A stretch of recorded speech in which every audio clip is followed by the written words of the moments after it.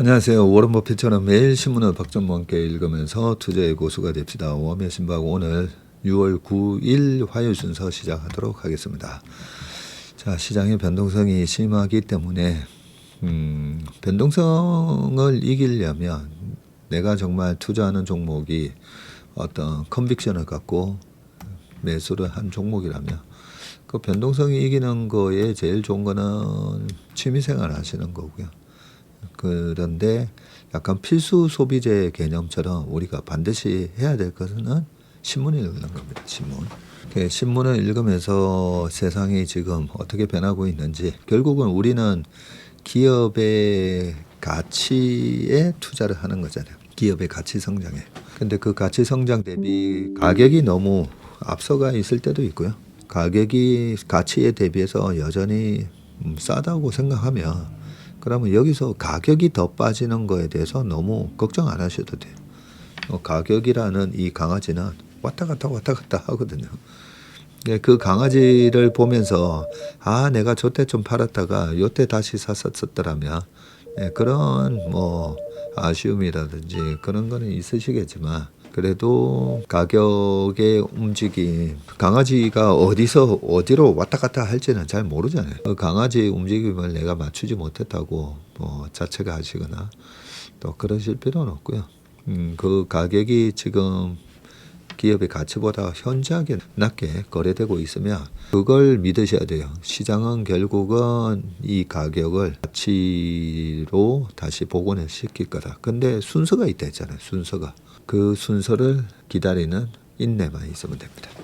댓글 좀 읽어보겠습니다. 반도체 없이 대중과 다른 길을 가려니 아주 외롭습니다. 채슬리 인턴을 하면서도 계속 내 종목에 집중하는 게 유연하지 못하고 아집인가 하는 생각도 듭니다. 고점 대비 마이너스 40%를 넘어가고 있다 보니 여태 잘 지켜오던 마음도 흔들흔들합니다. 그러나 체크하고 또 체크해도 업황과 주가가 괴리가 있다고 생각되어 개인 투자자 장점으로 사고 또 사고 버티고 있습니다.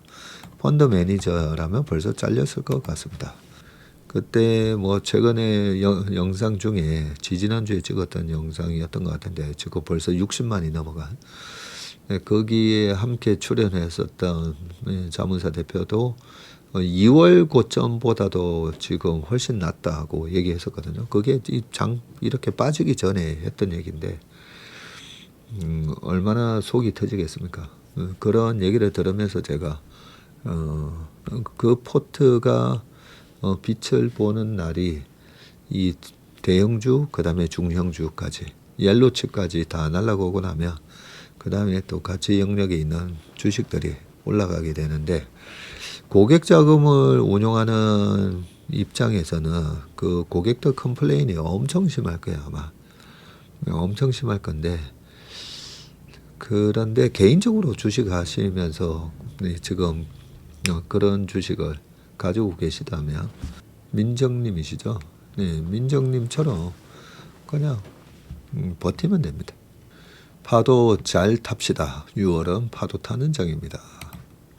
토요일 별주 보전을 듣다 보니 모두들 흔들리지 않고 이 동안 지나간다는 제 생각과 같게 말씀 주셔서 저는 편안한 마음으로 주말을 보냈습니다. 이런 변동성이 가득한 역사적인 시장을 채슬리와 함께 볼 수 있으면 감사합니다.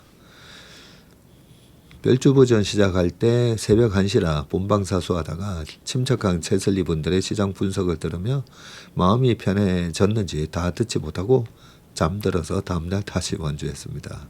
라고 우리 바쌤님이 얘기해 주셨습니다.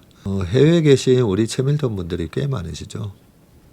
캘리포니아에 계신 바쌤님도 계시고, 일본에 계신 시와와스님도 계시고, 그 다음에 저번에 한번 왔다 가신 샌프란시스코의 헬렌님을 비롯해서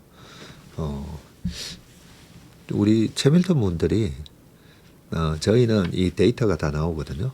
데이터가 80개국, 전 세계 80개국에서 듣고 계십니다. 중국, 캐나다, 그 다음에 유럽에서도 스웨덴, 포르투갈, 터키, 독일, 물론 말할 것도 없고요. 영국, 많습니다. 우리 최밀턴 분들 중에 지금 해외에서 듣고 계신 분들은 댓글 한번 남겨주세요.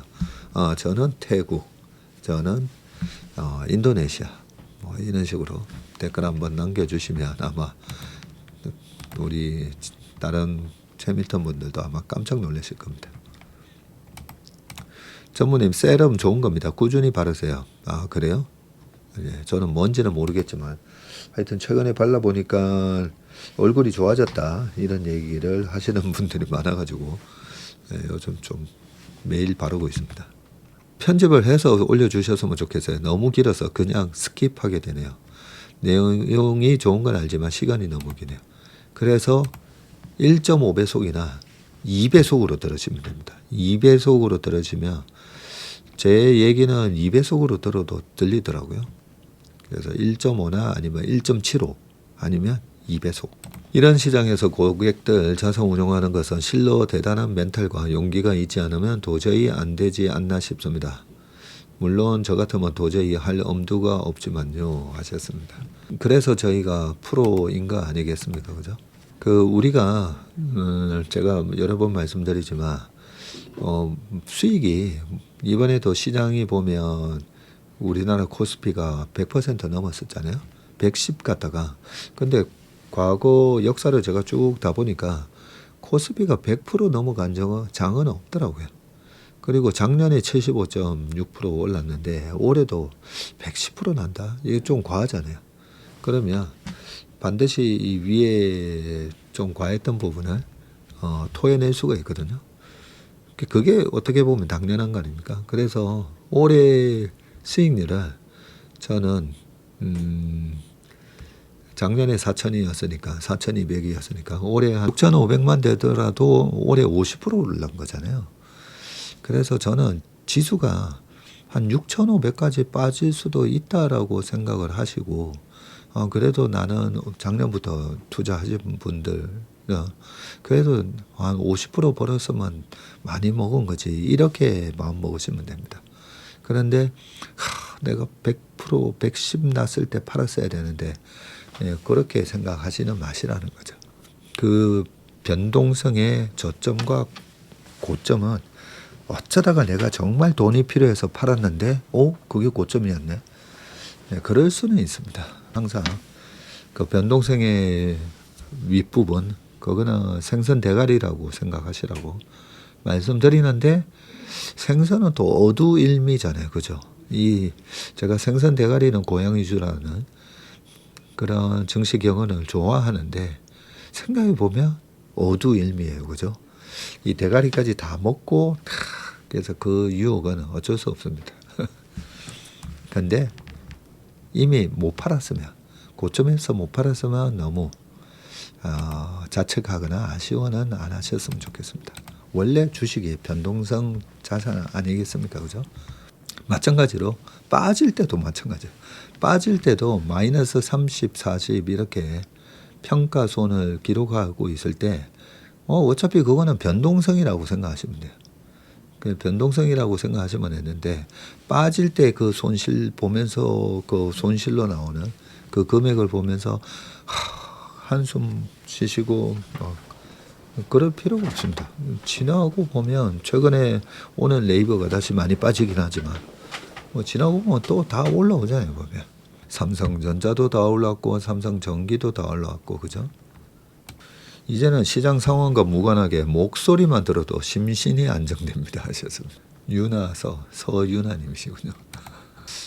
헤어스타일 젊어 보여서 좋다 뭐 이런 말씀들 많이 하셨습니다. 제가 시간이 없을 때는 제 회사 바로 앞에서 가서 자르고 시간이 조금 있으면 여의도역에 있는 르포엠이라고 아일렉스 상가 지하에 있습니다. 거기가 제 단골집이고 한 번씩 가면 머리 자를 때마다 그렇게 미용실 하면서 애기 키우는 모습이 우리 삶이 다 그렇지 않습니까? 이 노동으로 이 인플레이션 시대에 자본주의 세상에 살아가다 보니까 우리가 열심히 일해도 좀 넉넉하게 살기가 참 힘듭니다. 그죠? 근데 애 키우면서 이 양육하려고 하다 보니까 한 번씩 갔을 때 헤어샵 하면서 번 돈으로 예금하지 마시고 주식 투자를 하시라고 그렇게 늘 말씀드립니다. 헤어스타일 바꾸니까 10년은 더 젊어 보이는 것 같아요. 하셨습니다. 1인 맡기려고 보유한 현금으로 주식을 사고 싶은 욕망과 하루 종일 싸웠습니다. 500 정도 질렀지만 잘 참았다 생각합니다. 지금부터는 일단 이 조정장 한 달 정도는 뭐 조정장이다 생각하시고, 근데 이번 주 CPI 오히려 발표되고 나면 또 반등 좀 들어갔다가, 보통 조정이라는 게 그 이번 이란 전쟁에도 못 쓰셨지만 쌍바닥을 만들고 올라가는 패턴, 이번에도 재현될 수가 있기 때문에 올라가면 또 이번에 현금 마련 못하신 분들은 현금 좀 만들어 놓으시고, 그죠? 다 지르고 있으니까 마음이 좀 후달리잖아요. 계속 전문인 방송 찾아 들으며 마음의 방패를 만드니 여기저기서 겁주는 소리에도 출렁이는 주린이의 손가락과 마음을 지킬 수 있어요. MDD, 맥시멈 드로우다운이죠. 고점 대비, 최고점 대비 얼마 빠졌냐를 우리가 MDD라고 합니다. 맥시멈 드로우다운. 이 마이너스 15% 부근에서 현금 40%를 써서 코스피 대표 종목 몇 개를 분할 매수했습니다. 나머지 현금은 상황을 봐가며 소진할 생각입니다. 오늘 사장코는 시장을 900bp 이겼습니다. 현금을 다 들고 계셨다고, 그죠? 근데 이런 장에 이 조정장은 조정장대로 또 의미하는 바가 있거든요. 이번 조정장에서도 어떤 주식이 가장 먼저 정고점을 돌파하는가를 보셔야 돼요. 눈치 빠르신 분들은 아시겠지만 지금 정고점을 강하게 돌파하는 종목들이 있죠. 그죠? 어떤 종목인지 한번 댓글로 한번 남겨보세요. 조정장에서 대체로 보면 거꾸로 하신다 했잖아요. 안 빠진 거, 그리고 다시 플러스 나는 거 막 팔고 계시고, 많이 빠진 거는 오히려 들고 있고 한데, 오늘 보면 벌써 막 신고가를 내는 종목들이 있거든요. 최근에 좀 강했던 섹터죠. 그죠? 자, 어떤 종목이고 어떤 섹터인지 한번 적어보시기 바라겠습니다. 대표님, 6월 말 7월 일임하고 싶은데 미국 쪽 일임형에 가입하는 거에 대해 어떻게 생각하시는 거죠? 네, 6월 말에서 7월 그리고 한 9월까지. 그런데 솔직히 지금 미국도 결국은 미국도 반도체였고 국내도 반도체였잖아요. 그러면 어차피 반도체를 만약에 지르게 된다면 그러면 미국이나 한국이나 차이가 없는데, 미국은 세금이 있고 한국은 세금이 없죠. 그런데 또 미국은 좋은 점이 이 반도체가 메모리죠. 이게 꺾였다 싶으면, 이쪽이 꺾였다 싶으면 아마 이 소프트웨어 기업들이 또 치고 올라갈 겁니다. 그런 거 보면 미국이 또 대안이 많습니다. 이제 저쪽인가 하면 또 미국은 또 항공모함 같아가지고요. 어떤 섹터가 한번 방향을 잘 보면 그 방향으로 뭐 한 1년 반 가잖아요. 그죠? 그래서 좀 아리까리 하시면 뭐 반반 하셔도 됩니다. 짜장면 반, 짬뽕 반, 짬짜면. 그 많은 업무에 운동, 책 얼마나 힘들까 싶어. 네. 열심히 살아야죠. 뭐. 참고로 여러 번 말씀드리지만 요즘은 정말 열심히 살고 있습니다. 하루가 시간이 정말 너무 모자랄 정도로 열심히 살고 있는데, 옛날에 많이 놀아서 그렇습니다. 저는 옛날에 열심히 안 했기 때문에, 옛날에 게을렀기 때문에 지금 몰아서 하고 있다 생각하시면 됩니다. 체슬리와 채밀턴의 진가를 느끼는 하루입니다. 공포의 시간에 냉정한 관망을 하고 불안함에 매수나 매도를 고민보다 나만의 소를 키우며 등락을 즐기고 비중 축소로 수익난 현금이 웃고 있네요. 우리 패션 벙커 형님이 적어주셨습니다. 인턴 29회차 참 어렵습니다. 다 어렵지만 그중에도 욕심을 내려놓는 게 가장 어렵습니다. 매일 장을 보면서 일희일비하고 싶지 않아서 지난 5월 초에 시장이 준 기회지만 이 정도면 만족해 라는 생각으로 대부분 매도하고 현금 보유 중인데, 이랬더니 공부는 점점 게을러지고 현금이 있으니 자꾸 손가락은 들썩들썩. 전무님 책에 주식시장의 사계절을 설명하면서 계절이 바뀌고 겨울이 다가오고 있는데도 사람들은 현금을 갖고 있으면 손해라고 착각을 한다. 현금을 쥐고 기다리는 일은 생각보다 큰 용기를 요구한다. 는 문장에 형광펜으로 밑줄까지 그어 놓았으나 왠지 지금 빨리 사야 할 것 같다는 조급함에 아침 일찍 손가락이 또 사고를 쳤습니다. 지난 주말은 드라마 몰아보기 한다고 공부도 안 해놓고 넷플릭스와 증권 앱을 둘 다 잠시 지워놓고 모닝브리프와 웜의 소통에 다시 집중해야겠습니다. 그렇습니다. 그러면서 이제 단련을 하시는 거잖아요. 이번에 오죽하면 제가 님이 오시는가, 가곡까지 노래 부르면서까지 쉬는 것도 투자다. 그죠? 그 노래 부른 지 한 2주 된 것 같은데요. 우리도 일주일에 토요일, 일요일 휴식이 있기 때문에 또 월요일부터 또 열심히 일할 수 있는 거잖아요. 그리고 휴식이 있기 때문에 화, 수, 목, 금 할 때도 좀 있으면 이제 이틀만 참으면 주말이야. 그렇잖아요. 그게 이제 휴식이 주는 어떤 가치거든요.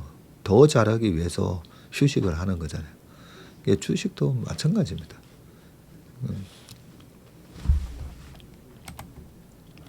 그러면 언제 휴식을 해야 되나? 이 포모로 막 따라가는 게 아니고요.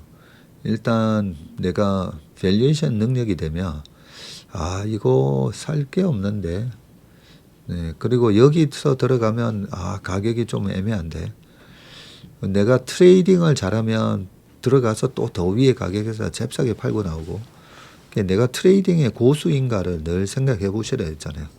다들 보면 지금 여기서 들어가서 한 10% 15%는 먹고 나올 수 있을 것 같은데 하면서 트레이딩으로 들어가시거든요.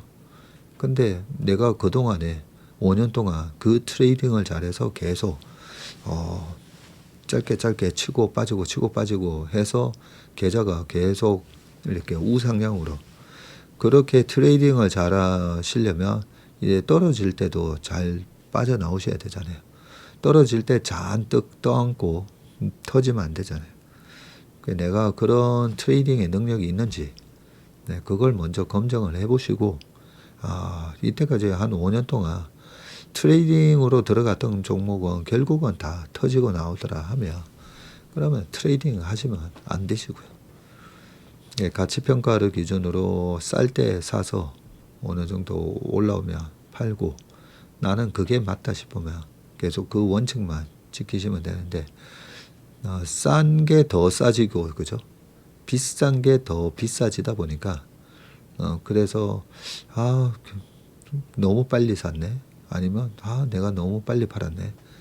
그런 후회는 하실 수는 있지만, 근데 지나고 봐서 나는 그런 매매를 했더니 그래도 5년 동안 주식으로 한 5천만 원 했는데 이게 8천이 됐다.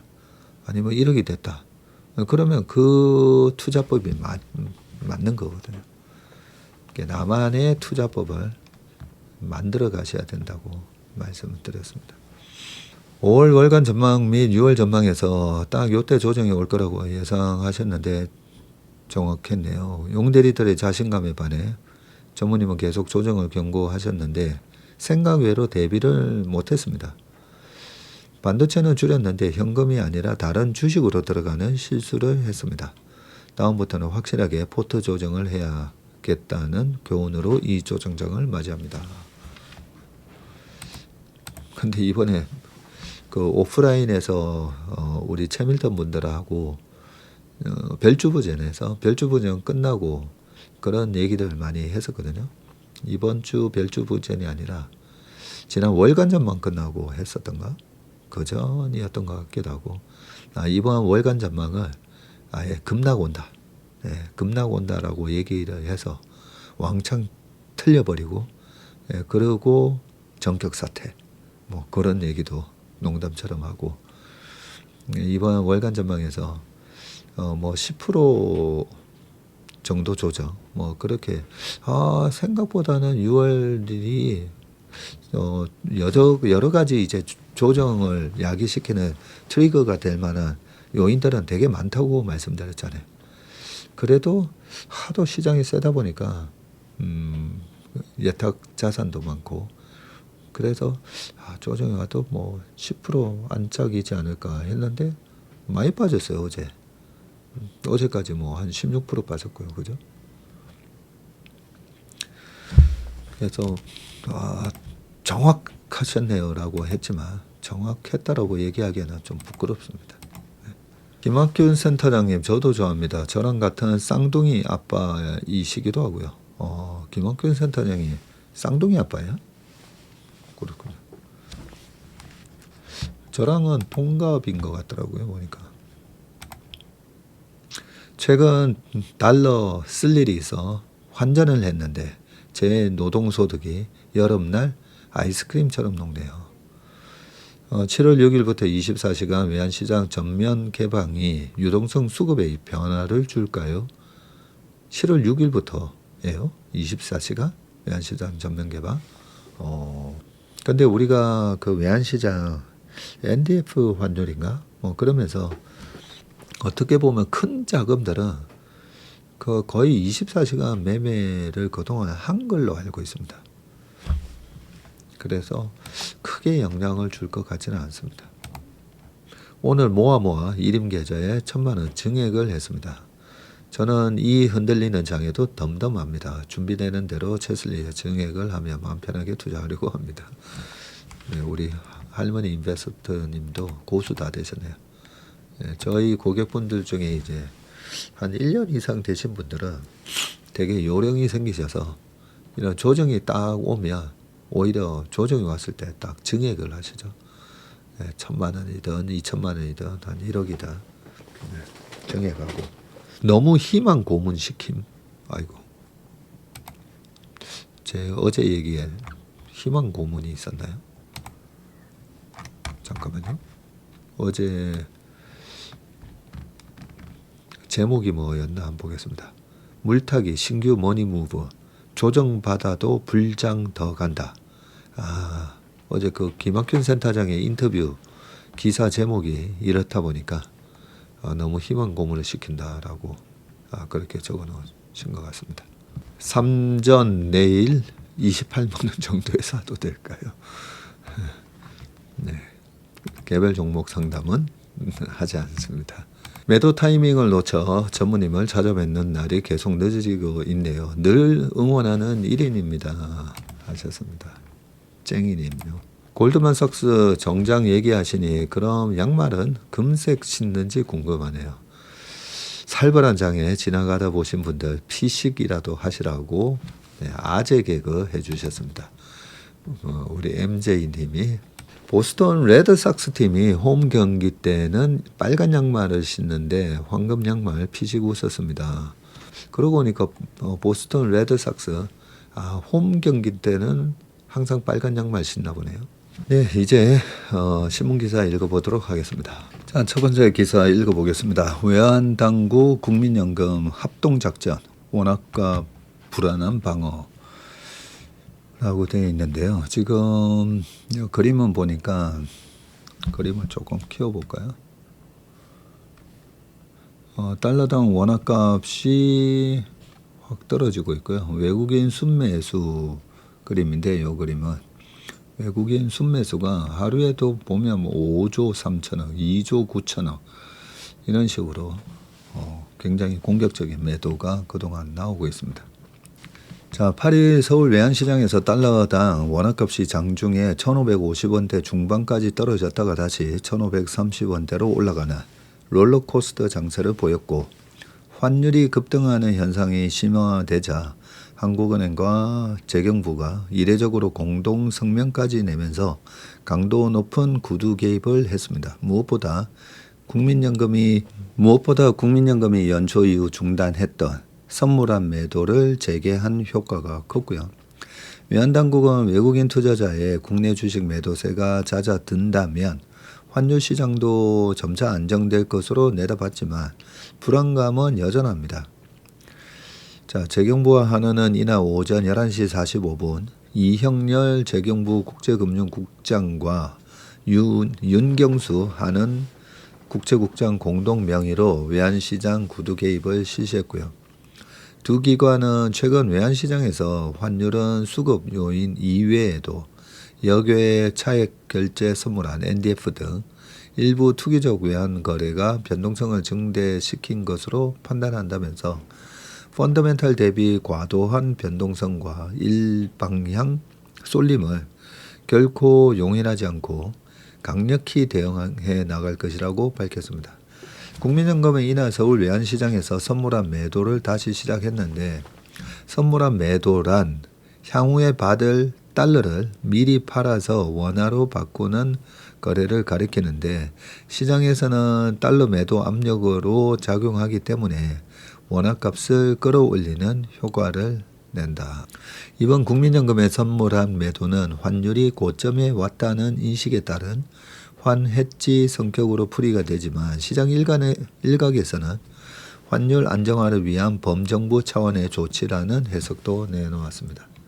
이날 달러당 원화값은 장 초반 전 거래일보다 16.1원 떨어진 1555.2원을 기록했는데 외환당국의 개입이 소식이 전해지면서 1535원의 주간 거래를 마감했습니다. 지난 5월 7일 달러당 1458원이었던 원화값이 외국인의 국내 주식 매도가 본격화되면서 6월 5일 1559원까지 추락을 했고요. 외국인 투자자가 코스피에서 차익 실현에 나서고 주식 매도 대금을 달러로 환전하면서 원화 약세 압력이 커졌기 때문인데 올해 5월 7일부터 6월 5일까지 20영업일 동안 외국인이 매도한 국내 주식 규모는 77조 6천억 원에 달합니다. 외환당국은 우선 급한 불은 껐다는 분위기인데 당국은 외국인의 주식 매도가 증시 조정을 거치며 점차 잦아들 것으로 내다보고 있고 아울러 현재의 원화 약세는 과거 경제위기 때와는 다르다는 게 당국의 판단이고요. 글로벌 금융위기나 코로나 당시에는 외화 자금 시장에서 달러를 빌리기 어려워지면서 환율이 급등했죠. 이를 보여주는 대표 지표가 스왑 레이트입니다. 스왑 레이트는 원화를 맡기고 달러를 빌릴 때 적용되는 비용인데 스왑 레이트가 마이너스로 떨어질수록 달러를 구하기 어려워졌다는 의미인데 글로벌 금융위기와 코로나 당시에는 스왑 레이트가 마이너스 3에서 마이너스 8% 수준까지 하락을 했고요. 반면 지금은 외화 자금 시장에서 달러 유동성이 풍부해서 이 스왑 레이트가 마이너스 0.5에서 1% 범위에서 움직이고 있다고 합니다. 정부는 지난 7일 긴급시장 상황 점검 회의를 통해서 수출 기업의 환전 지연 행위와 역외 NDF 시장의 투기적 거래를 점검하겠다고 밝혔고요. 또 24시간 외환시장 개방으로 역내 선물한 시장을 확대할 예정입니다. 하지만 시장에서는 정부가 원화값 변동성을 통제하기는 역부족이라는 평가도 나오는데 원화값 약세를 불러온 핵심 변수가 여전히 해소되지 않았기 때문입니다. 백석현 신한은행 이코노미스트는 호르무즈 해협 문제와 외국인 증시 매도세 확대가 원화 약세의 핵심 배경이라면서 무역 수지로 유입되는 달러보다 외국인 매도 물량이 훨씬 많은 상황이 완화돼야 한다고 말했고요. 이어 여기에 지난주 미국 고용지표가 예상을 뛰어넘다 보니 페드의 매파적 통화정책에 대한 우려가 불거졌고 이 영향으로 원화값이 급락했다면서 이 같은 대변수가 진정이 돼야 원화값도 안정을 찾을 수 있을 것이라고 덧붙였습니다. 특히 이번 주 스페이스X의 기업 공개 IPO와 다음 주 FMC 회의 등 큰 이벤트가 연이어 남아 있어서 당분간 원화가 변동성이 이어질 것이라는 전망도 나오고 있습니다. 사실 이렇게 환율이 좀 비이성적으로 많이 올라와 있잖아요.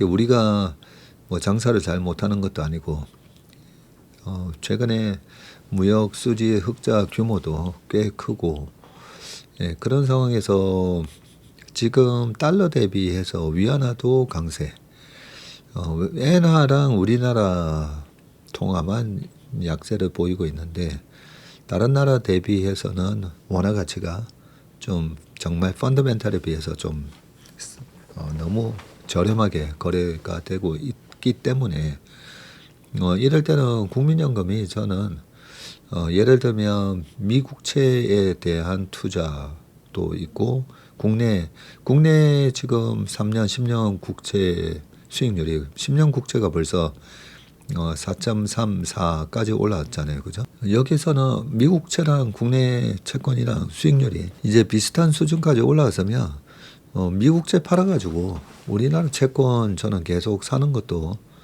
괜찮다라고 생각합니다. 꼭 뭐 여기 선물한 매도 이런 게 소극적인 매도가 아니라 그냥 미국 채권 계속 팔면 되죠. 그냥 미국 채권도 팔고 해외 대체 투자 많이 해놨거든요. 그 해외 대체 투자 해놨던 게 지금 환율 때문에 평가 이익이 많이 늘었잖아요. 이럴 때 해외 대체 투자 해놓은 것도 이익 실험하면서 그렇게 해서 달러 자산을 팔아서 원화 자산으로 국민연금이 그렇게 해도 저는 괜찮다라고 생각합니다. 이런 얘기하면 이제 논란의 예지가 좀 많을 수는 있죠. 많을 수는 있는데 그게 환율을 안정시키기 위해서가 아니라 투자 차원에서 수익률, 국민연금의 수익률이 지금 이렇게 환율이 1,550원 해주면 여기서 오히려 이익 실현을 원달러 환율의 이 환율 변동성을 이용해서 여기서는 적극적으로 달러 팔아가지고 원화 자산으로 갈아타도 된다라고 저는 생각합니다. 수익률 면에서.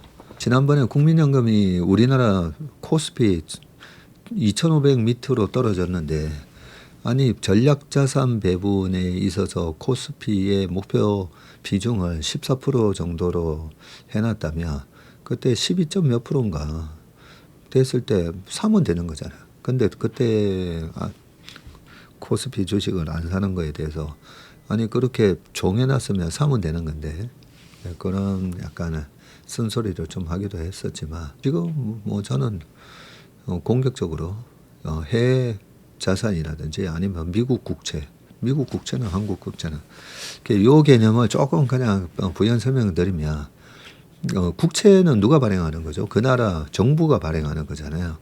그러니까 뭐 우리나라 정부가 발행을 해서 이자를 4.3%, 4.4% 준다면 그걸 우리나라 국민연금은 우리나라 국민의 노후자금이잖아요.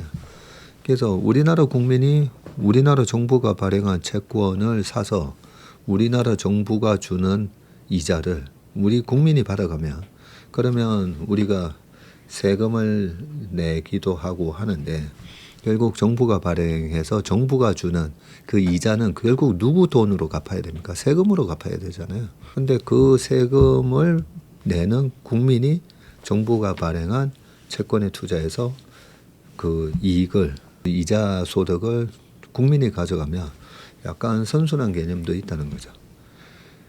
그래서 일본 같은 경우가 정부 부채 비율이 되게 높긴 한데 문제가 안 되는 이유가 그 정부 채권 갖고 있는 게 일본 국민들이 가지고 있다는 거죠. 이상입니다. 채권 시장도 살얼음판 한국 국고채 3년물이 금리가 4%에 육박했다라고 나옵니다. 여기 보시면 이제 환율이 이렇게 치솟았고요.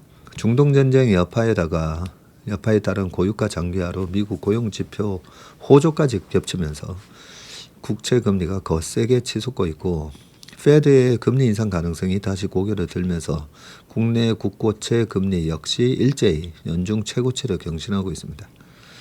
3년물이 3.94 그리고 3년물 금리가 4% 선을 돌파할 경우에는 23년 11월 1일 이후 약 2년 7개월 만에 최고치를 기록할 전망입니다. 23년 10월, 11월, 12월 아닌데 8, 9, 10이죠. 8, 9, 10월 달에 미국의 금리가 10월 달에 거의 5% 가까이 올라가면서 시장 조정도 받고 했었을 때니까요. 그때 우리나라 3년물 금리가 4%를 그때 돌파했었군요. 자, 국고채 5년물 금리는 4.19로 23년 10월 31일 4.203 이후로 가장 높은 수준이고 10년물 금리도 4.348까지 오르면서 23년 10월 26일 4.392 이후 약 2년 7개월 만에 최고치를 나타냈습니다.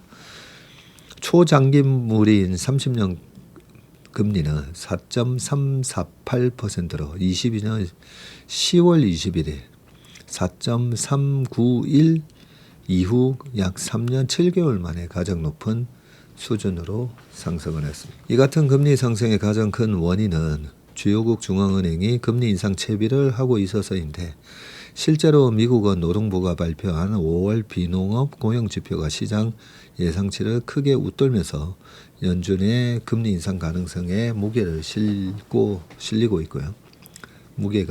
있고 임재균 KB증권연구원은 물가가 목표치를 웃돌고 고용이 예상보다 견조한 흐름을 보이면서 연준의 매파적 강도가 높아질 수 있다고 말을 했습니다.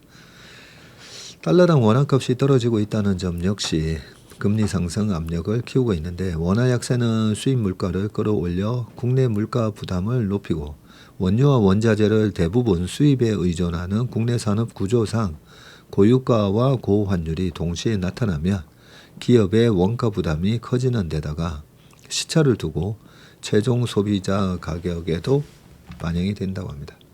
또 다른 요인은 채권 물량인데 이날 이재명 대통령이 초과 세수를 국제상환에 우선 활용하지 않겠다는 뜻을 내비치면서 채권시장 약세로 작용을 했고요.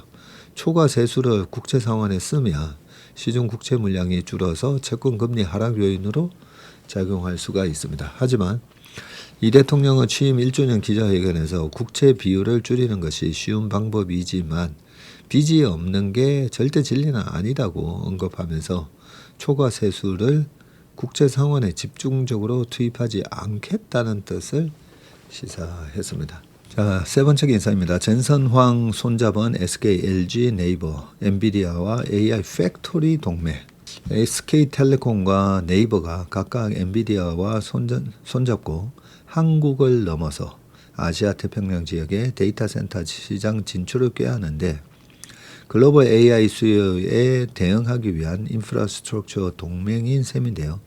두 회사 모두 엔비디아의 최신 GPU와 차세대 플랫폼 DSX를 기반으로 기가와트급의 초대형 AI 팩토리 구축에 나선다는 계획입니다.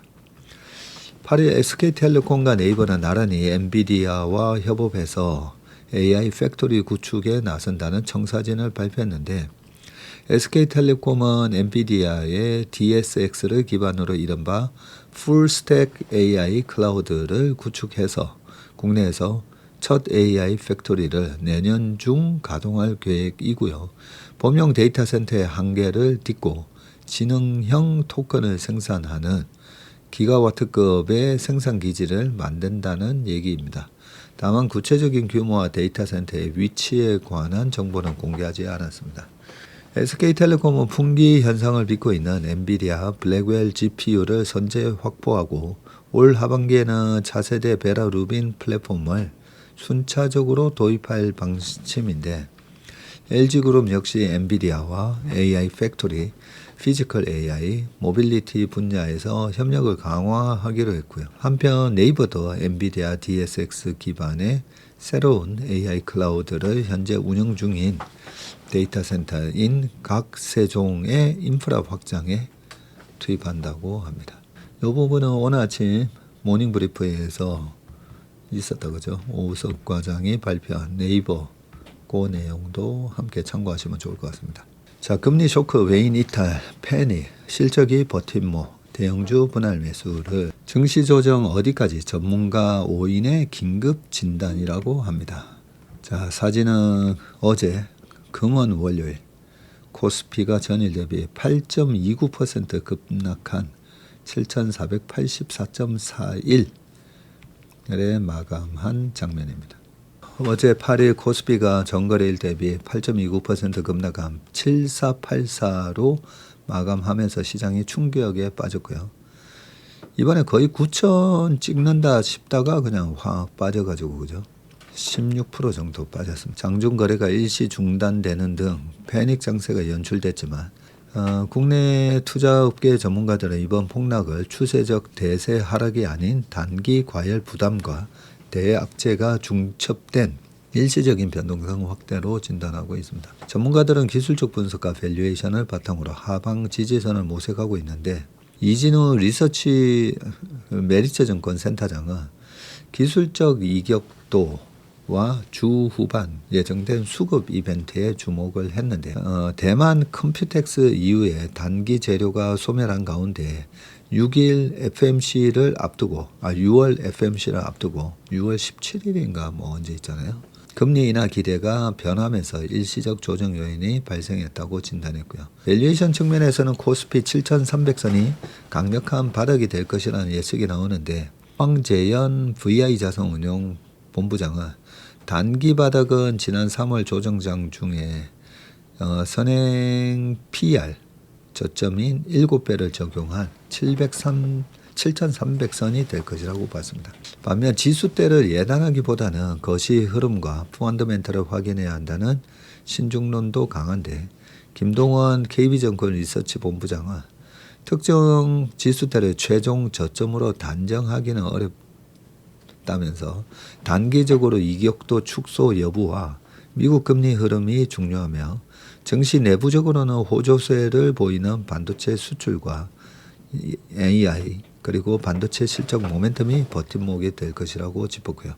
김승현 하나자산운용 ETF 본부장은 역시 실적 기반의 견고한 체력을 강조했는데 가장 중요한 것은 역시나 실적을 기반으로 하는 견고한 펀더멘탈이라면서 국내 기업들의 연간 순이익 추정치가 꾸준히 상승하고 있는 데다가 AI 모멘텀도 여전히 유효하므로 강력한 지지 요인이 될 것이라고 평가했습니다.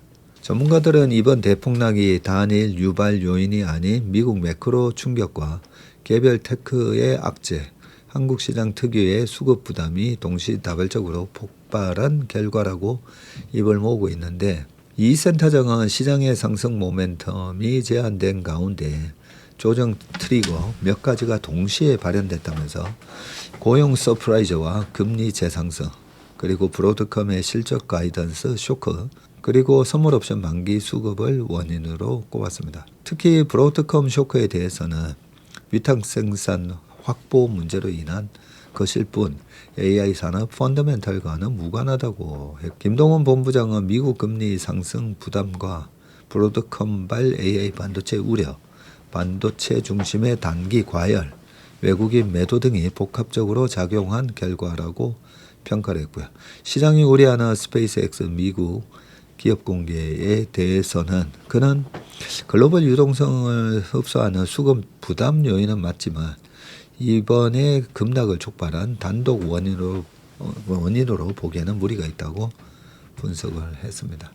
그리고 구체적 수치로 시장 공포에 대한 반론을 꺼내들었는데 글로벌 테크 펀드에서 한국의 삼성전자와 하이닉스를 담는 자금 규모와 신규 IPO에 따른 편입 비중을 추정해보며 대형 기술주의 시가총액 대비 매도 부담은 0.04에서 0.11%에 불과하며 최근 두 종목의 합산 거래 대금을 감안할 때 단기 수급 부담 가능성은 크지 않다고 했습니다. 시장 심장부인 주도주가 무너지면서 대세 하락 국면 진입에 대한 공포가 크지만 전문가들은 추세가 꺾인 것은 아니다고 단언했습니다. 황 본부장은 AI 투자 확대에 따른 기업 이익 증가가 시장 상승을 이끌어온 주된 요인이기 때문에 향후 금리가 추가 상승해서 실제 AI 기업 투자에 영향을 주거나 한국 기업들의 실적 증가율이 정점을 지날 때는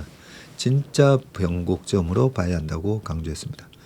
김동훈 본부장은 현 단계는 대세 하락 진입보다 단기 과열 해소 과정으로 판단한다면서 다만 미국 10년물 금리가 5% 초반을 상향 돌파하거나 물가 상승 재가속 신호가 확인되면 조정 기간이 길어질 수 있다고 단서를 달았고요.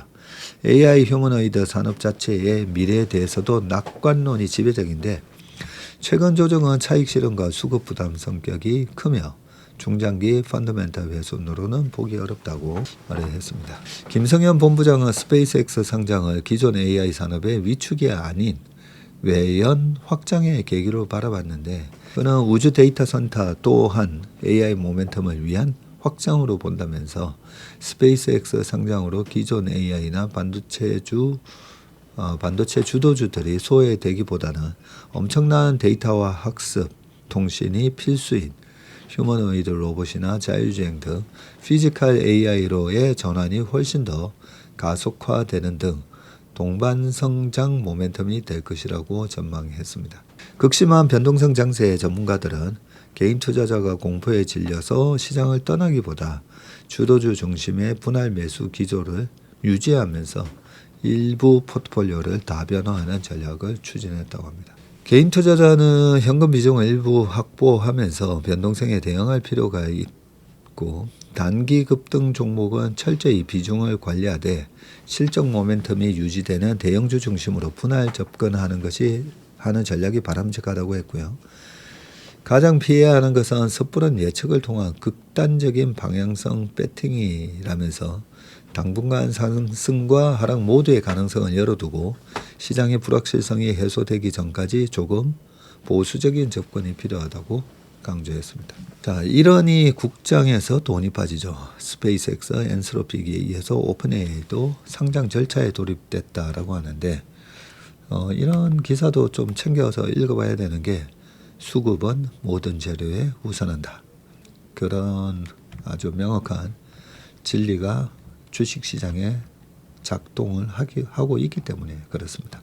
자, 전 세계적인 AI 열풍을 주도한 오픈AI가 미국 증권거래위원회 SEC에다가 이 IPO를 위한 서류를 비공개로 제출하며 본격적인 상장 절차에 돌입했고요. 이와 동시에 샘 얼트만은 전 인류에게 개인용 범용 인공지능 AGI를 보급하겠다는 내용을 골자로 한 오픈AI 3단계 비전을 발표하면서 상장을 앞두고 투자자들과 대중을 향해 회사의 청사진을 제시했습니다. CNBC에 따르면 오픈AI는 이르면 올해 4분기 증시 입성을 목표로 SEC에 비공개로 상장 예비 심사를 청구했는데 이 오픈AI 기업 가치가 8,500억 달러, 약 1,200조 정도 됩니다. 1,200조.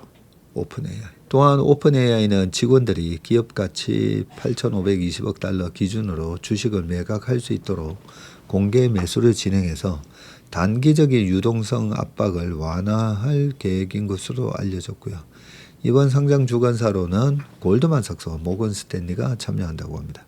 오픈AI의 이번 IPO 추진은 글로벌 AI 시장을 둘러싼 빅테크 기업들의 자본 조달 경쟁이 극한으로 치닫고 있는 가운데 이루어졌습니다. 경쟁사인 엔스로픽이 불과 일주일 전에 9,650억 달러의 기업 가치를 인정받으면서 비공개 IPO 서류를 제출했고 앨런 머스크의 xAI와 합병한 스페이스X 역시 상장을 앞두고 로드쇼를 시작했습니다. 스페이스X의 상장 서류에는 오픈AI, 엔스로픽, 구글이 핵심 경쟁사로 명시가 되어 있다네요. 자, 그간 1,800억 달러 이상의 막대한 자금을 조달했음에도 불구하고 AI 모델 구동과 인프라 구축에 천문학적인 현금을 소모하고 있는 이 오픈AI로서는 이번 상장 흥행을 통해서 자본 우위를 점해야 하는 과제를 안고 있는데 현재 챗GPT의 주간 활성 사용자 수는 9억 명에 달하지만 프론티어 AI 모델에서의 시장 경쟁은 어느 때보다 지금 치열한 상황입니다. 상장 소식과 맞물려 샘 얼트만과 야쿠프 파초키 수석과학자는 이날 회사 공식 블로그를 통해서 회사의 새로운 지향점을 밝혔는데, 올트만은 현재로 오픈 AI의 3단계 페이즈 3로 규정을 했고, AGI를 향한 연구에 매진했던 1단계, 그 다음에 챗GPT를 출시하며 사람들의 도구 활용법을 학습한 제품 회사로서의 2단계를 지나서 이제는 경제 구조 자체가 AI를 중심으로 재편되는 3단계에 진입했다는 설명입니다. 올트만의 AI 파급력을 1920년대 농촌에 보급된 전기에 비유가 됐는데, 전기차 처음에는 일상적인 노동을 줄여주는 실용적인 목적에서 출발했지만 점차 의학과 공학 등 전 분야의 발전을 견인하며 20세기 후반 인류의 수명과 소득을 획기적으로 늘린 것처럼 AI 역시 동일한 궤적을 그릴 것이라고 전망을 했군요. 그는 의료비 영수증 처리부터 과학적 발견에 이르기까지 AI가 개인의 역량을 확장할 것이라면서 권력이 소수의 기업이나 정부에 집중되지 않고 전 세계로 분산되는 것이 안전한 미래라고 강조했습니다. 모든 것을 자동화해서 인간을 배제하는 것이 아니라 인간이 방향을 설정하고 가치를 판단하는 역할이 더욱 중요해질 것이라는 점도 분명히 했는데, 이를 위해서 오픈 AI는 3가지 핵심 목표를 제시했고요. 첫째는 연구 과정 자체를 가속화하고 자동화할 수 있는 자동화된 AI 연구자의 구축입니다. 오픈 AI는 28년 3월까지 회사 연구의 상당 부분을 자체 연구진과 AI 시스템이 공동으로 수행하게 될 것으로 내다봤고요. 둘째는 과학적 진보와 생산성 향상을 통한 경제 성장 가속화 및 그 이익의 광범위한 공유인데, 셋째는 지구상의 모든 사람에게 개인용 AGI를 제공하여 각자가 원하는 방식으로 인류 최고의 기술적 혜택을 누리게 하는 겁니다. 오픈 AI는 이러한 목표 달성을 위해서 내부 조직과 자원의 선택과 집중을 단행할 계획이고, 회사는 최근 숏폼 비디오 생성업 앱인 소라와 같은 주변부 프로젝트를 종료하고 기업용 비즈니스와 코딩 지원 도구인 코덱스에 투자를 집중하고 있습니다. 아무래도 토큰 사용량이 많아지다 보니까 최근에 이 소라 앱 이런 거 프로젝트 종료했다고 하더라고요. 자, 기술의 발전과 함께 제기되는 안전 문제에 대해서도 책임 있는 입장을 밝혔는데, 오픈 AI는 자동차가 널리 보급될 수 있었던 것은 안전벨트나 교통법규와 같은 시스템이 구축되었기 때문이라면서 AI 기술 역시 이와 같은 회복 탄력성 생태계 (resilience ecosystem이) 필요하다고 역설했습니다. 오픈 AI는 이를 위해서 국경을 초월한 글로벌 차원의 조율이 필수적이며 치명적인 위험을 줄이고 안전 표준을 공유하기 위한 국제기구의 필요성을 거듭 주장했습니다. 이 기구는 필요한 경우 최첨단 AI 개발 속도를 늦추는 등의 조율된 조치를 취할 수 있어야 한다고 덧붙였습니다. 지금 이 LLM 모델부터 시작해서 오픈 AI하고 엔스로피 그리고 제미나이, 지금 약간 전문가용 쪽에서는 일단 엔스로픽이 완전히 치고 올라갔고요. 그 다음에 제미나이, 그리고 오픈 AI가 챗GPT가 조금 3등으로 약간 밀리는 그런 분위기다 보니까, 얼마 전에 나왔던 뉴스 중에 하나가 이 오픈 AI가 펀딩이 잘 안 된다 뭐 이런 얘기가 좀 있었었잖아요. 그래서 지금 IPO를 통해서 자금을 땡기려고 하고 있고, 그래서 한 1,800억 불을 유치하겠다는 거죠. 그리고 올 4분기에 상장이 유력하다고 돼 있는데 1,800억이면 한 250조 정도 된다, 그죠? 270조. 270조 정도를 땡길 수가 있습니다. 자, 마지막 기사입니다. 미국 석유 시추 활동 기지개 국내 관광업계 수혜받나. 중동 지역의 지정학적 리스크 확대로 미국 유적용 관광 가격이 급등하고 있는데, 중동 전쟁 휴전 협상 장기화에 따라서 미국 내 석유 시추 활동이 활발해지면서 세아제강, 넥스트, 휴스틸 등 국내 북미 관광 수출업체 수익성이 하반기부터 본격 개선될 것이라는 전망이 나옵니다. 상승인 정권은 국내 관광업계가 미국 내 시추 활동 회복과 원재료 가격 상승으로 올 하반기부터 수익성 개선이 실적에 반영될 것으로 내다봤고요. 북미 유정용 강관 현물 가격은 지난 5일 기준 일주일 전보다 12.7% 급등한 쇼톤당 2,325달러를 기록했습니다.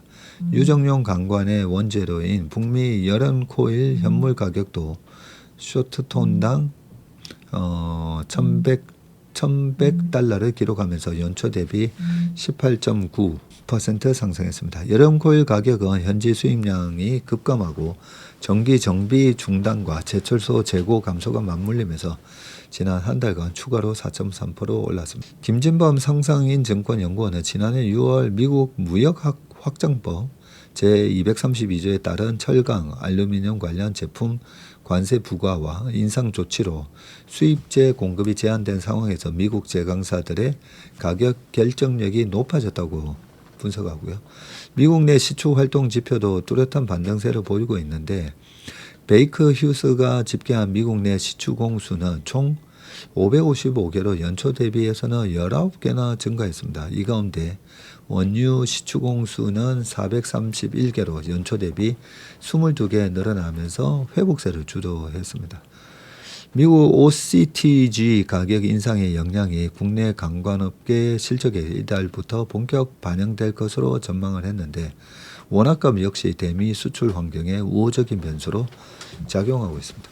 그런데 언제든지 이 미국에 수출하는 것에 대해서는 뭐 관세 폭탄이 떨어질 수가 있어서 요 미국 내 시추 활동에 따른 수혜 뭐 저는 이것보다도 국내에 나중에 뭐 이런저런 대북 비즈니스가 만약에 그런 얘기가 나오면 이런 관련된 주식들이 좀 오를 것 같아서 이런 주식들이 뭐가 있나 이렇게 미리 좀 공부를 해놔야 나중에 그런 이벤트가 발생을 했을 때 빨리 대응할 수가 있기 때문에 지금 당장 이런 기업들이 대북 이슈가 생기는 거는 전혀 아니잖아요. 아닌데 관광 관련해서는 이런 기업들이 있구나. 또 뭐 철도 관련해서는 이런 게 있겠구나. 뭐 그런 거를 갖다가 조금씩 공부를 해보고 있습니다. 아침 모닝브리프에서 말씀드렸던 금리 이현택 연구원이 얘기했던 금리의 어떤 임계점 그거는 제가 최근에도 아마 이현택 연구원도 제가 방송에서 얘기한 걸 다 이제 좀 듣고 보는 것 같은데 그 임계치가 제일 중요하다고 그랬잖아요. 그죠? 그 임계치가 중요한데 그 임계치가 1차 저항선은 10년물 국채금리 기준으로 4.5고요. 5%를 만약에 찍게 되면 지금보다도 또 한 차례 10% 정도의 추가적인 조정은 언제든지 나올 수 있습니다. 근데 이게 만약에 5.5가 돼버리고 그러면 예전에 어떤 거품이 깨지듯이 조금 심한 충격이 올 수는 있겠지만 이번에 금리 상승은 전 고점을 돌파하는 그런 금리 상승은 저는 아니다라고 보는 거죠, 저도. 그래서 그 임계점을 얘기하기에는 조금 그거는 뭐 임계점에 도달하면 조심해야 된다. 이거는 너무나 당연한 얘기인데 그 임계점까지는 가지 않는다라고 보고 있습니다. 그래서 최근에 했던 강의 내용을 잠깐만 좀 보여드리면요. 최근에 제가 얘기했던 게 이 회색 코뿔소가 될 수 있는 이 부분이죠. 저희 고객 설명회에서 이 자료로 말씀을 드렸는데 회색 코뿔소는 우리가 그래도 피할 수 있는 위기라는 거죠. 근데 이 블랙스완은 막을 수 없는 위기인 거고요. 그래서 과거에 이 회색 코뿔소에 해당되는 그런 위기가 뭐였나라고 보면 금리가 제일 무서운 부분인데 이 1980년도에 폴 볼커 재무장관이 금리를 쳐올렸었잖아요. 쳐올리고 나중에 이렇게 금리를 내립니다.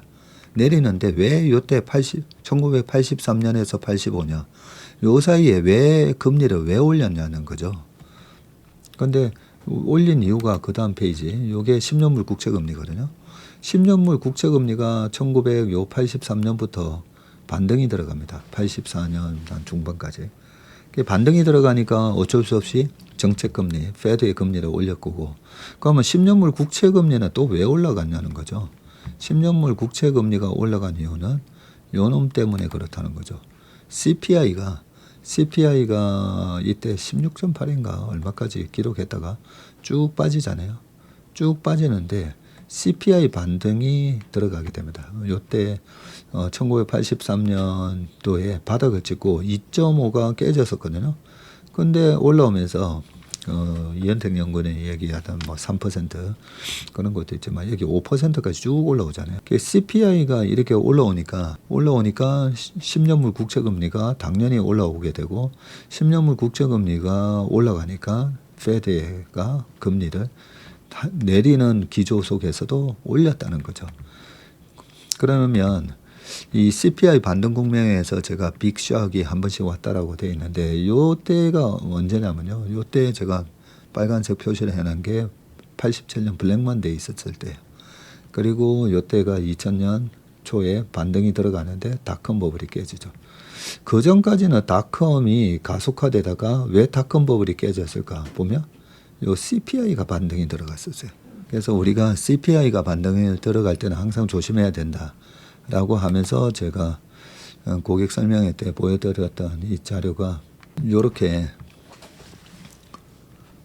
CPI가 과거에 이렇게 반등이 들어가는 국면 조심해야 되고 최근에 요 CPI가 보면 이렇게 올라가고 있었어요. 2.4, 2.5를 찍었던 CPI가 지난 2월달 CPI가 2.4였거든요.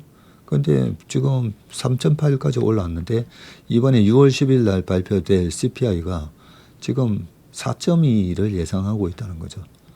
네, 그러다 보면 지난 80년대, 83년처럼 CPI 반등 국면, 이 CPI가 80년 초 이 CPI까지 올라가는 게 아니고 이번 반등은 4.2, 한 4.5. 이번에 그 22년도에는 한 6.9였나요? 뭐 그 정도까지 갔었잖아요. 그 정도 가는 건 아니다는 거죠. 요 CPI 반등 국면에서는 시장이 얼마든지 조정을 받을 수 있는데 이걸 보시면 1983년 이렇게 CPI가 반등이 들어가면서부터 지금 보시는 게 S&P 500이 못 올라갑니다. 못 올라가서 이렇게 왔다 갔다 하다가 CPI가 계속 올라가니까 이제 레벨 다운이 되죠. 그러고 나서 CPI가 고점을 치고 다시 빠질 때부터 이렇게 주가가 올라갑니다. 이 정도 조정은 언제든지 있다는 거죠. CPI 반등 구간에서. 그리고 CPI가 반등하고 10년물 국채금리가 계속 치고 올라가면 이때처럼 10년물 국채금리가 이런 식으로 얼마든지 치고 올라갈 수 있다는 거죠. 치고 올라가면 페드가 금리를 올릴 수밖에 없는 상황이고 그렇게 금리가 고점을 치고 딱 여기서부터 빠질 때부터 다시 좀 전에 보셨듯이 시장이 다시 올라갑니다. 네, 여기서부터 빵 뜨면서 올라갑니다. 그래서 이번에도 그렇게 될 수가 있다라는 거 보시고 이게 신기한 차트 분석에서 하는 부분을 오늘은 우리 채슬리 TV를 구독하고 계시는 인턴을 하지 않으시는 분들도 보셔야 될 것 같아서 네, 오늘 신차 분석을 웜의 신박에 함께 보여드렸습니다. 네, 오늘도 건강하고 행복한 하루 되시고 이 변동성을 잘 이겨내시길 바라겠습니다. 고맙습니다.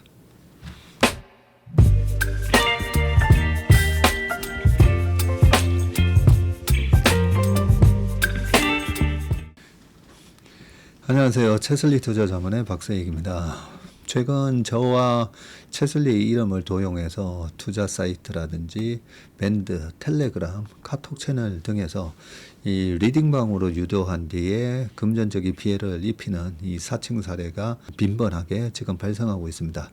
저를 비롯해서 저희 채슬리 투자자문의 임직원들은 SNS나 온라인 채널 등을 통해서 일체의 투자자문 활동을 하지 않고 있습니다. 저희는 정식 자문을 하기 위해서는 반드시 저희 회사에 내방하셔서 계약서 작성 절차를 거쳐서 진행되기 때문에 이에 모든 유료 무료 지금 투자자문 행위는 불법이므로 각별히 주의하시길 바라겠습니다.